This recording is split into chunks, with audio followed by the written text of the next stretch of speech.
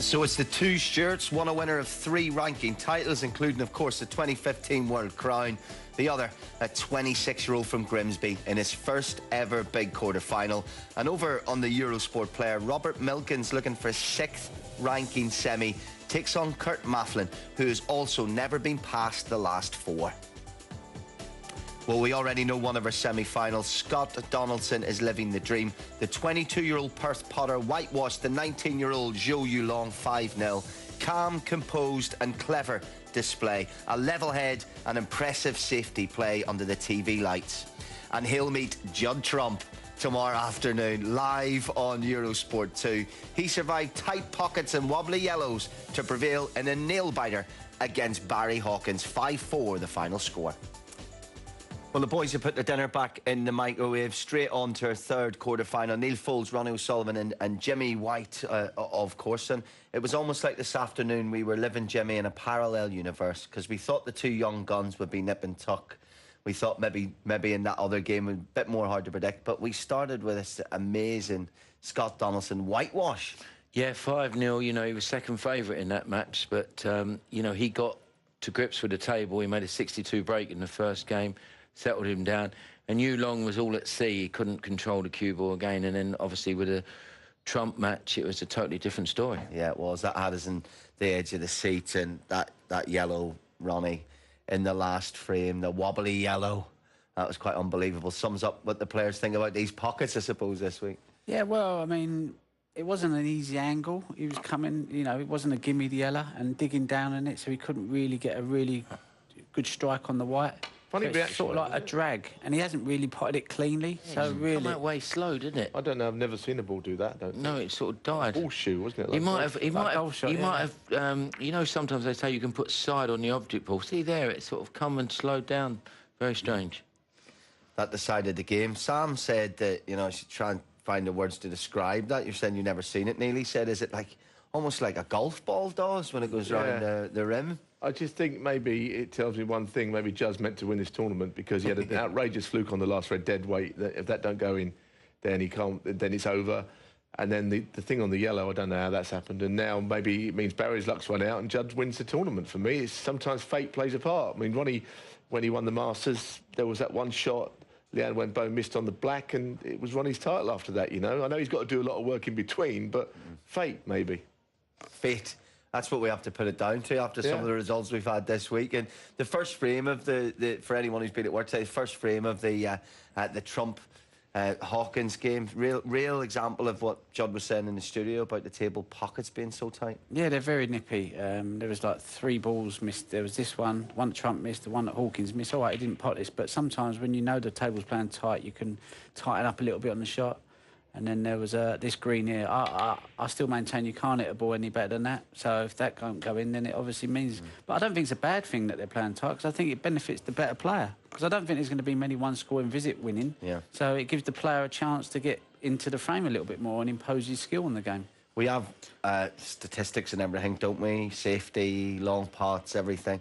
And the one thing that we can't measure really is momentum. And now the mid-session intervals there, you know, all credit to Barry Hawkins, how he came out 3-1 down and was able to do the business.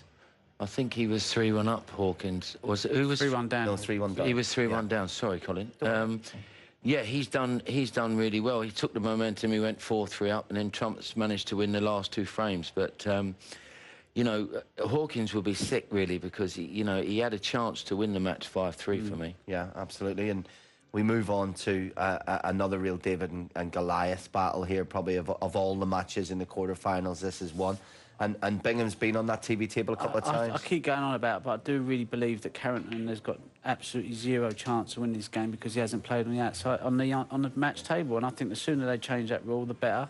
What do you think should happen? You were saying earlier they should at least get 2 half-an-hour sessions, and it's not enough, but at least it gives them an opportunity to go, well, I know what I'm up against, so they can be prepared for it. Because going out there blind, it's just not right. So I really think, and it benefits the top players that they don't get on there. So I'm not saying it because it benefits us, because we're on there all the time. Yeah, it's just what's fair, you know. For these bottom-ranked players coming in, it's like night and day, mate. Really is for him. Well, he gave no 9 to skip. Got the semi-final of the English Open. Of course, that's the last of the home nations. And when he sat here last night, nearly he told us, Stuart, he said, you know, I have been playing badly and winning, but he felt that his game's coming together a bit more this week, and a lot of that's been down to getting home and back to basics in the practice table? Yeah, I think so. He works very hard. I mean, he's been persistent with it all. We saw him in Germany, and I was watching him on the practice table. He didn't look right to me. He kept getting through. But something about his cue action, it lost its zip and zest, you know, bringing the cue back, pausing a long time. But in the end, these guys get it back. Sometimes you can be like maybe half an hour away from playing at your best, and that's what he's hoping for, I think, you know. Yeah. Well, Stuart Carrington will be hoping he has a very bad night at the office. Stuart will go through what he's done so far at the Welsh Open, but I caught up with him last night just after he'd beaten Igor Figueiredo 4-1 in the last 16, so he was buzzing. Stuart, your first ever ranking quarter final. You must be buzzing right now. Absolutely buzzing. Coming to tonight's match, just wanting to play well, and just like I was just trying so hard. I think, yeah, I'm just really pleased to get through. Amazing. You know, no matter whether you're getting knocked out in the first round, second round, reaching the final, you travel exactly the same amount of miles in this hectic schedule. Sometimes forgotten that, you know, all put in the same distance. So is it all worthwhile for this week? Absolutely. I mean, this is what you travel for, to get to the latter stage of a tournament, and it's been a long time coming, but hopefully this week is, well, it is the week up to now, so yeah, really pleased. Are you relishing being thrust onto the TV table, into the spotlight for the quarters? Absolutely, yeah. I've had quite a few TV games now, so hopefully play as well as I've been doing and show everybody what I can do. Only 3 seeds in the quarterfinals. You've landed one of them, Stuart Bingham. Yeah, I mean, it's what you expect. Obviously, the way the draws panned out, it's probably a bit unfortunate, but I've played well this week, and you expect a top 16 player in the quarterfinals, so I'm just going to go out there and enjoy it and give it my best shot. Will you, with it being your first quarter-final, is there going to be a mass exodus from Grimsby, friends and family coming down, or are you trying to keep low-key and concentrated? I've got my granddad with me who travels everywhere, and my mate as well, so obviously if I do win tomorrow, then there'll be a few more coming down. Now, finally, a little birdie tells me that our very own Mike Hallett might give you the odd pointer or two, and despite that, you've still reached the quarterfinals. Yeah, I don't really know what to say about that, but yeah.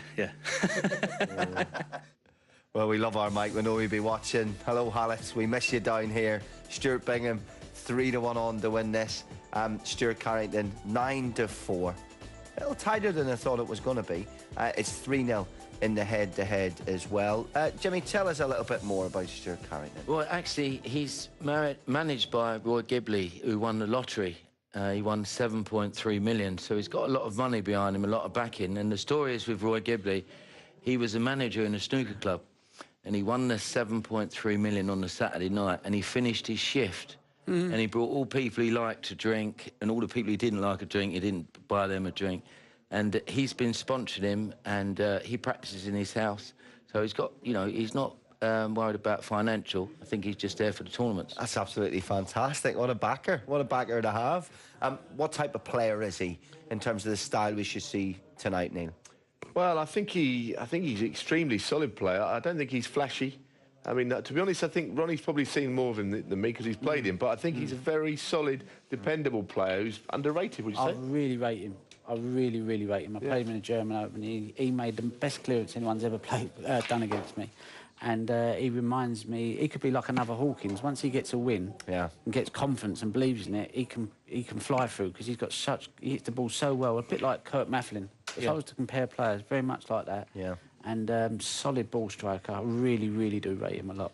I love working in snooker because the people who play snooker are real. You know, when you interview them and you chat to them. We had Scott Donaldson earlier talking about the support of his family.